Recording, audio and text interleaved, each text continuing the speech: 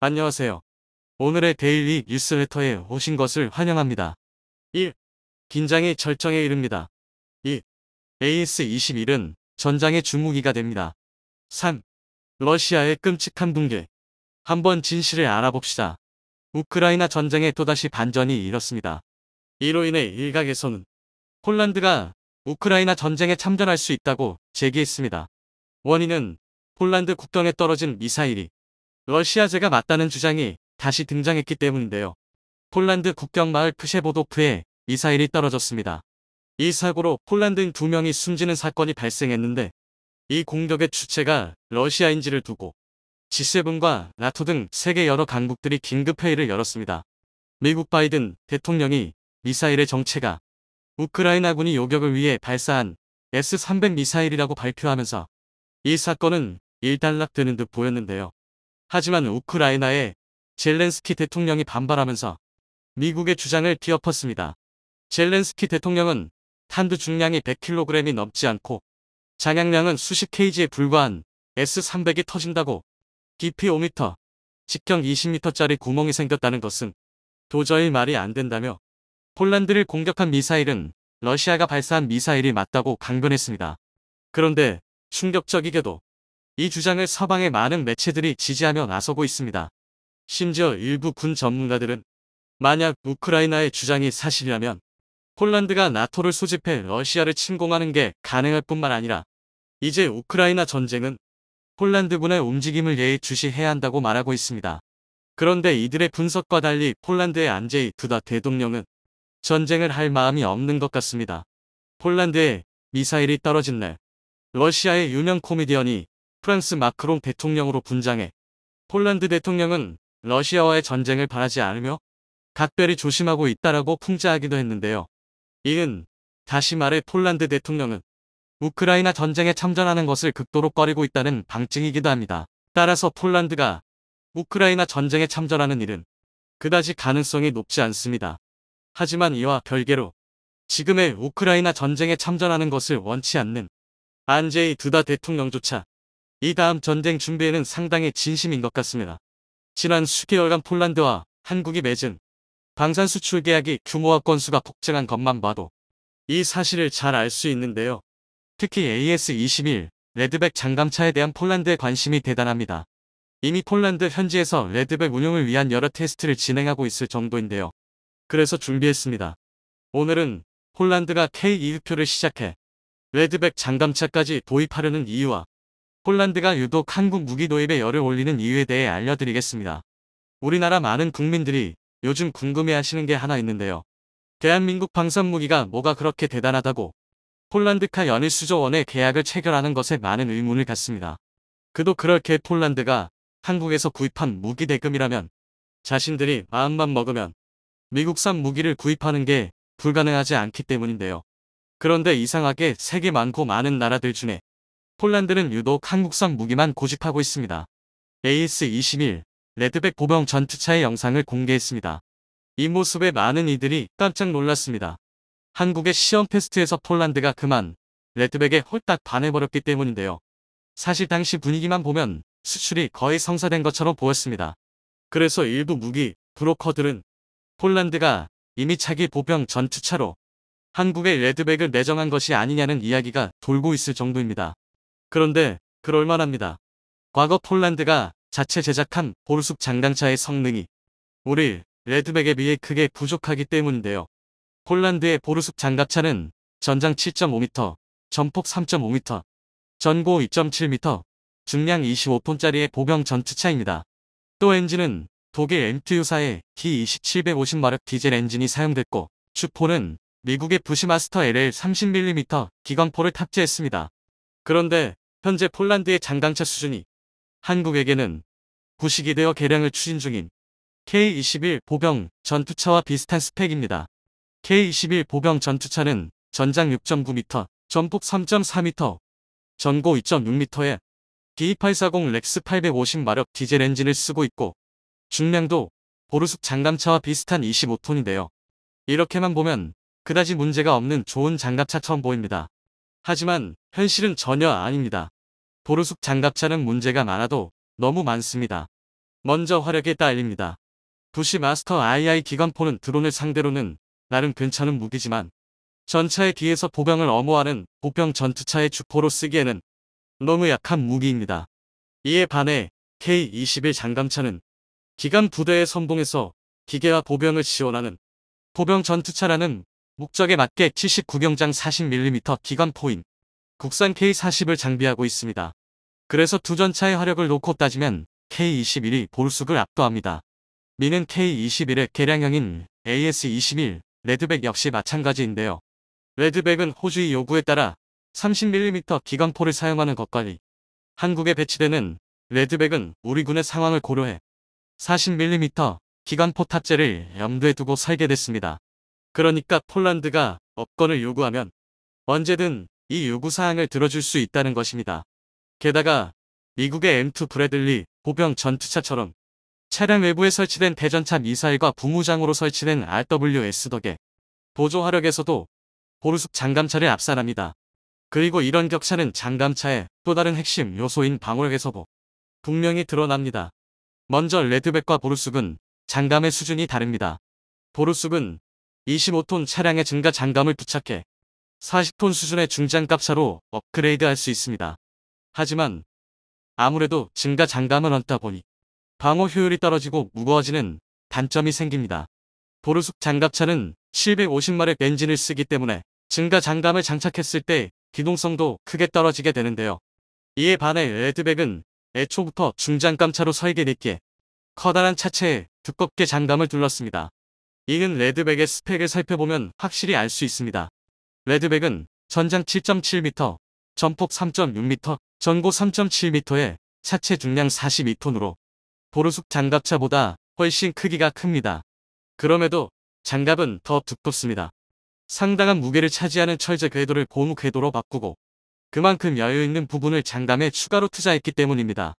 뿐만 아니라 K9 자주포가 사용하는 1000마력 엔진을 쓴 덕에 거의 전차 수준인 차체 무게에도 불구하고 최대 시속 70km를 안정적으로 낼 수 있습니다.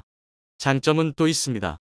미래전에 대응하기에 반드시 필요한 첨단 방호체계에서도 레드백은 보르숙을 압도합니다. 하나, 호주법인이 레드백에 달린 아이언 피스트로 대전차 로켓을 요격한 모습입니다. 날아오던 로켓을 단박에 격추하는 모습이 아주 인상적인데요. 이 아이언 피스트 체계는 이스라엘의 엘비사가 개발하였으며 현존하는 능동 방호 체계 중 가장 선진적인 체계입니다. 이에 반해 보르숙 장갑차는 우크라이나 자슬론사의 능동 방호 체계를 사용합니다. 그런데 이것이 나쁘지는 않지만 그렇다고 좋다고 말할 수도 없는 무기 체계입니다. 특히 보병 전투차의 주임무인 하차 한 보병과의 협동 전투 중 적의 미사일을 요격하면 파편이 아군 보병에게 날아올 수 있다는 동부권 능동 방호 체계의 한계를 그대로 답습했습니다. 정리하자면 보르숙 장갑차는 모든 면에서 한국의 레드백의 상대가 되지 않습니다. 그리고 바로 이 부분 때문에 폴란드 군인들은 자국 정부에게 방위산업 발전이라는 국익을 접어두더라도 보르숙 장갑차 대신 AS-21 레드백을 사자고 주장하고 있습니다. 지금 당장 러시아와 전투가 벌어질지도 모를 판에 성능이 떨어지는 장갑차를 살 수 없다는 건데요.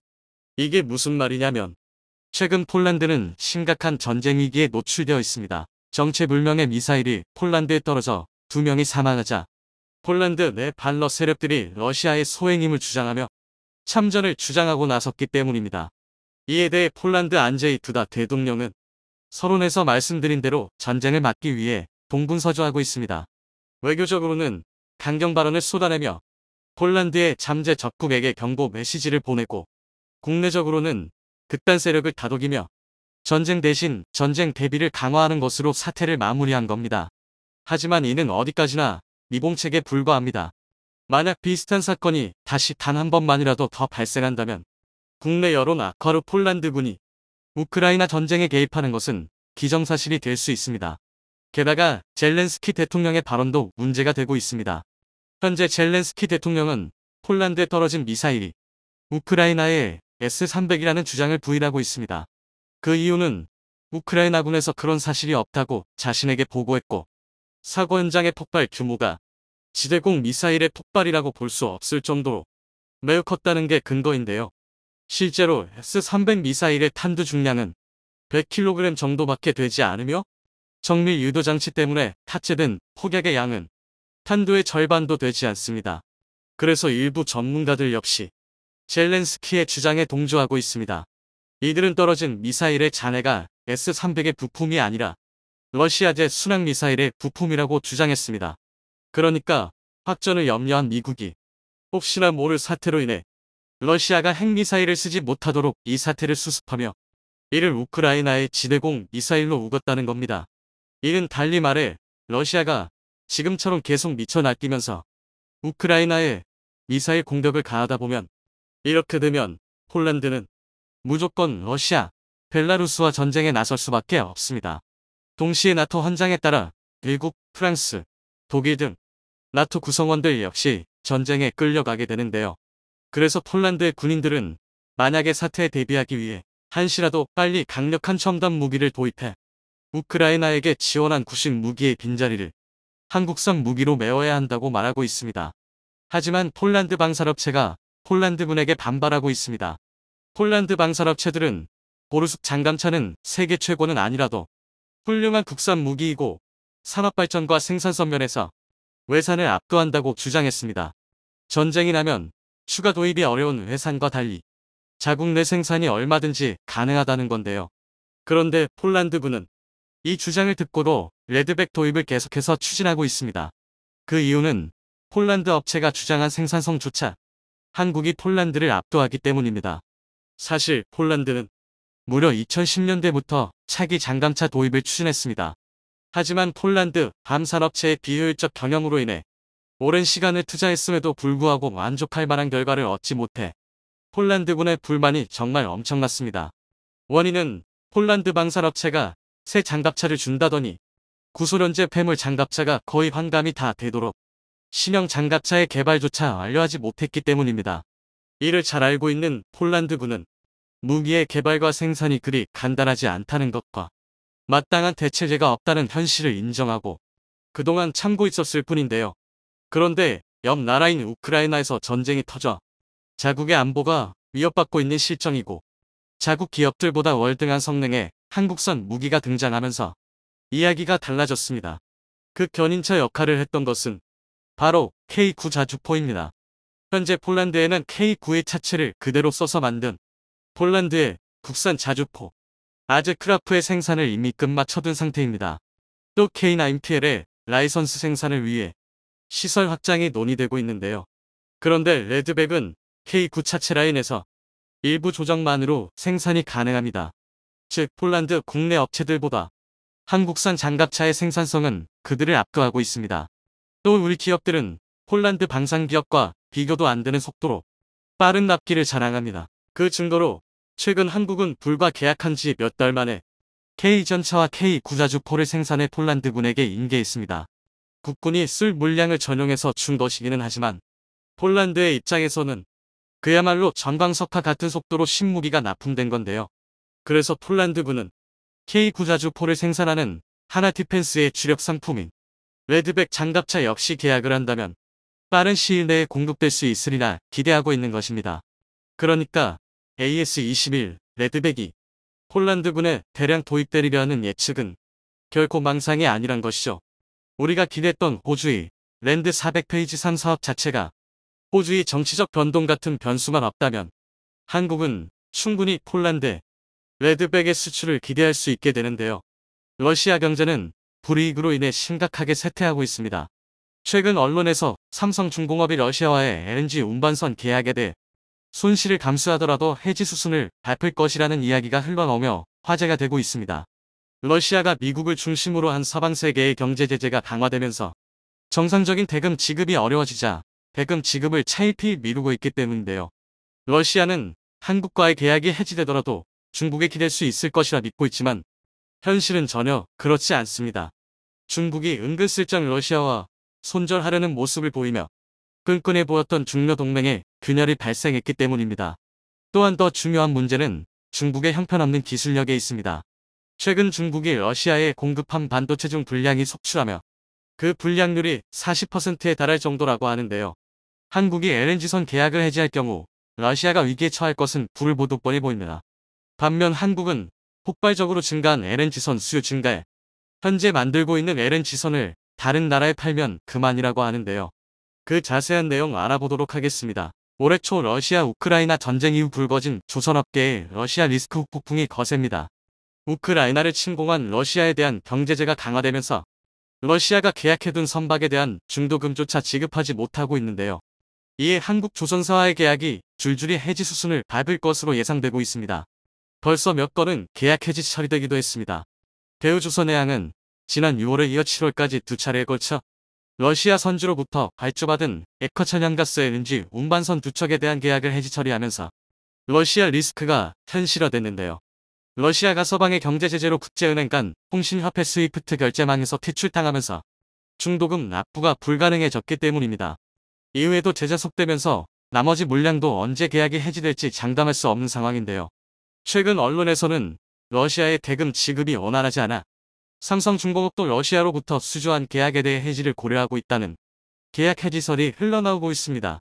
실적 타격은 불가피하겠지만 이번 기회에 러시아 리스크를 해소하고 내년 실적 개선세를 붙이는 게 낫다는 관측이 나오고 있는데요. 조선업계는 지난 20일 언론을 통해 삼성중공업이 러시아로부터 수주한 쉐빙 액화천연가스 LNG 운반선 계약 해지를 검토하고 있다는 사실을 밝혔습니다.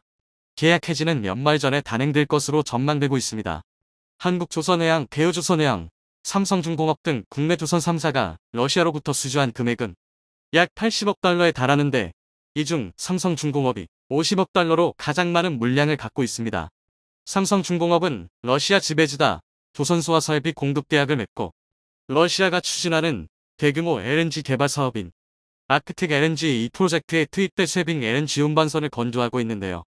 삼성중공업은 2019년 지베즈다 조선소와 1조 7,800억 원 규모의 쉐빙 LNG 운반선 5척 공급 계약을 맺은 후 2020년과 2021년에 각각 2조 8,100억 원, 2조 500억 원의 블록, 기자재, 설계 계약을 체결했습니다.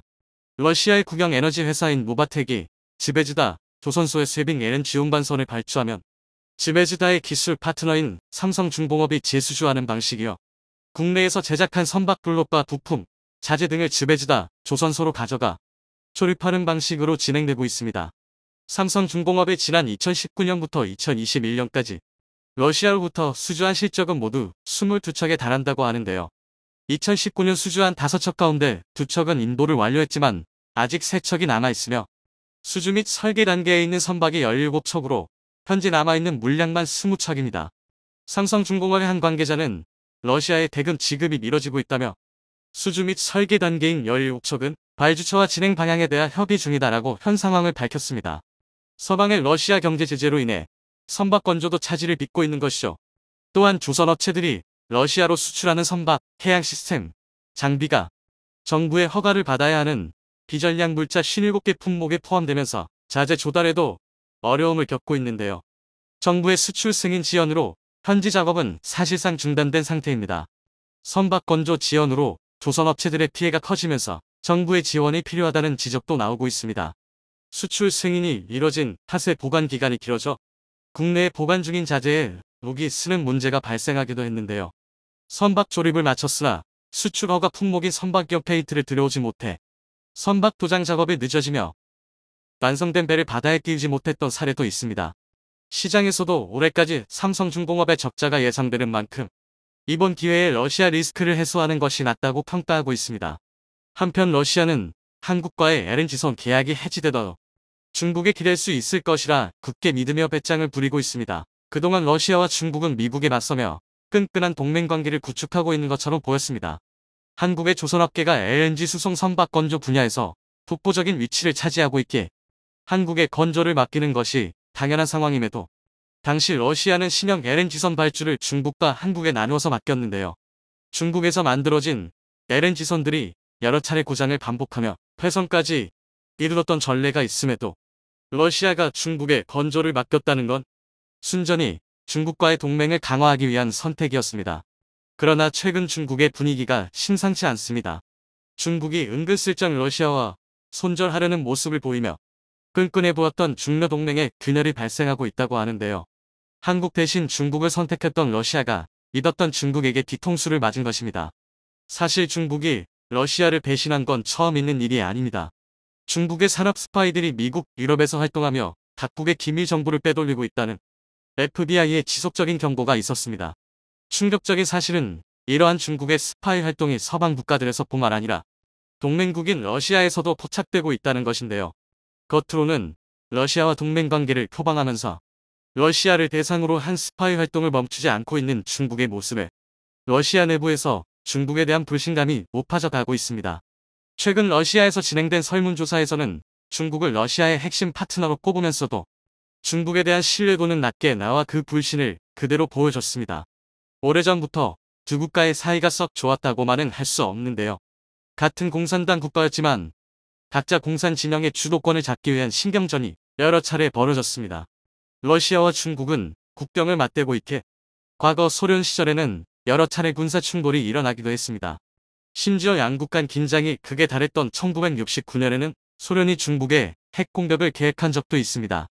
지금은 미국에 맞서 손을 잡았지만 소련의 부활을 꿈꾸며 주변국들을 다시 복속시키고자 하는 푸틴과 하나의 중국 1대1로를 통해 실크로드의 영광을 재현하려는 시진핑은 결국엔 경쟁자가 될 수밖에 없을 것 같습니다. 당장은 동맹국이기에 중국이 러시아의 편에 선다고 하더라도 러시아의 고민은 해결되기 힘들어 보입니다. 바로 중국의 형편없는 기술력 때문인데요. 최근 중국이 러시아에 제공한 반도체의 불량률이 대단히 높은 것으로 나타났습니다. 지난 18일 현지 시간 영국의 기술 매체 더 레지스터는 러시아 매체인 코메르산트의 보도를 인용해 중국이 러시아에 공급한 반도체의 불량률이 1900%나 올랐다고 전했는데요. 우크라이나 사태가 터지기 전만 해도 불량률은 2%에 불과했지만 지금은 그 불량률이 무려 40%에 달한다고 합니다. 해당 매체는 불량률 2%만 돼도 제품 품질에 문제를 일으킬 수 있을 정도로 최적의 상태가 아니라고 할 수 있는데 무려 40%에 달하는 불량률은 굉장히 심각한 문제라고 지적했습니다. 러시아는 심각한 불량률에도 불구하고 제조업 공장 가동을 유지하기 위해서 어쩔 수 없이 중국에서 반도체 실리콘 수입을 계속할 수밖에 없는데요. 당연히 러시아 제조업체들은 이러한 상황이 반갑지 않습니다. 서방국의 제재로 인해 합법적인 공급망에 막힌 상황에서 회색 시장에 의존할 수밖에 없는데 그마저도 공급 속도가 원활하지 않기 때문입니다. 러시아의 매체 코메르산트에 의하면 경제 제재 때문에 많은 기업들이 문을 닫고 있다고 하는데요.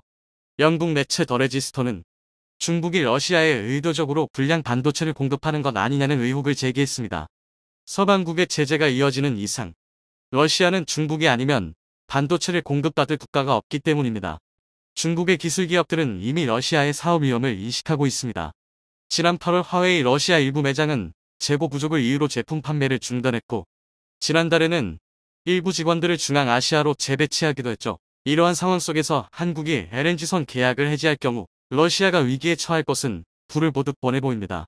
반면 한국은 폭발적으로 증가한 LNG선 수요 증가에 현재 만들고 있는 LNG선을 다른 나라에 팔면 그만이라고 하는데요.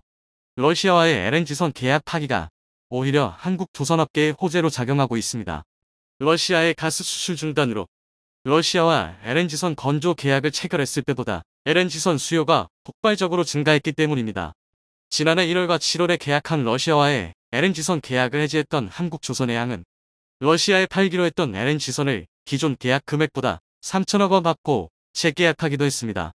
현재 우리나라는 밀려드는 LNG선 주문량을 소화하지 못할 정도이기에 러시아와의 계약이 파기되더라도 다른 나라의 판매가 가능한 상황이며 한국 도선업의 수주 실적은 계속해서 늘어날 전망입니다. 한편 삼성중공업은 일각에서 제기되고 있는 계약 해지설에 대해 확정된 바 없다며 선을 그었는데요.